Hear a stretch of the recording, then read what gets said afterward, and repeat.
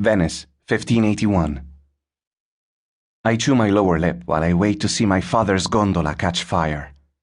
Beneath the boat, a pile of firewood is stacked so high that I find myself in the odd position of looking up at the underside of its black hull. A meticulous servant or day laborer has split the logs and arranged them into neat stacks, then pressed dried brush into the spaces between the wood, with the intention to start an impressive blaze. The gondola has been lashed to the largest logs of the pyre, yet it remains skewed at an angle.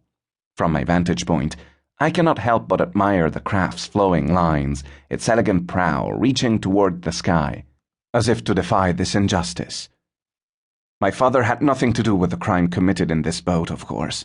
I feel certain that none of the onlookers has any idea that my father, our republic's most renowned gondola-maker, and I, a young man barely worth of note, crafted this gondola with our own hands. Surely no one has noticed our catanella, the maple leaf emblem we carve into the prow of each gondola that emerges from the Vianello workshop. I stand in a crowd of bakers, clockmakers, tailors, housewives, fishermen, and merchants, all hungry for a fiery spectacle. I cast my eyes to what must be hundreds of individuals gathered around me. No, not one of them is thinking of my proud father or myself, even though I helped my father craft this fine boat just 2 years ago in our family boatyard. The only man on people's minds is the one who threw the rock that started this humiliating affair. I hear murmuring behind me, then the crowd parts in unison.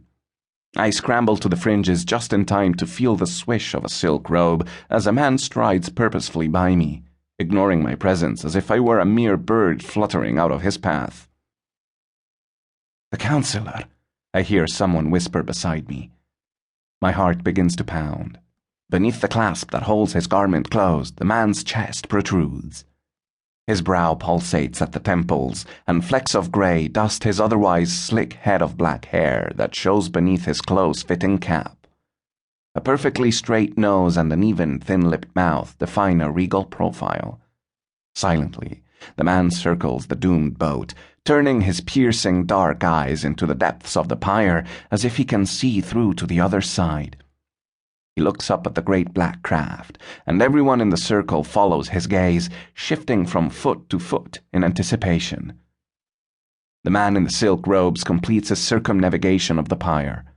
Finally, he addresses the crowd, which has grown silent over the course of the man's dramatic entrance.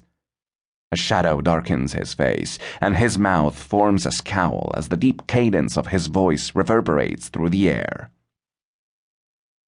"The lords of our most excellent council have ruled in the case brought against Bonito Banfi, boatman of Cannaregio, so that justice may be served in a manner proper and fitting to any individual who would seek to disrupt the peace and stable government of our most serene republic.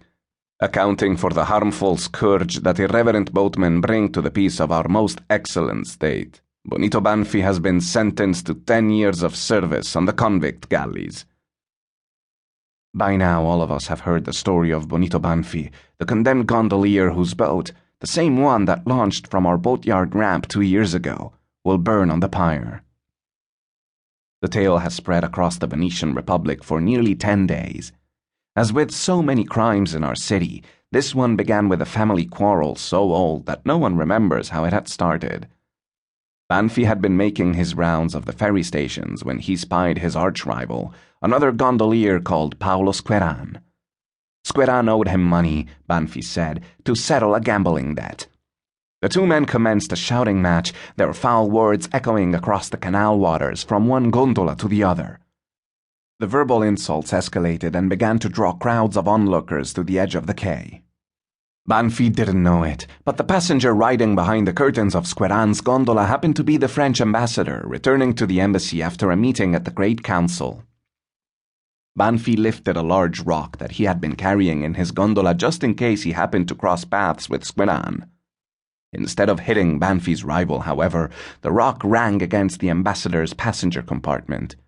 The curtains parted, and the enraged ambassador emerged from his peaceful retreat to hurl insults of his own, in French, at the offending gondolier.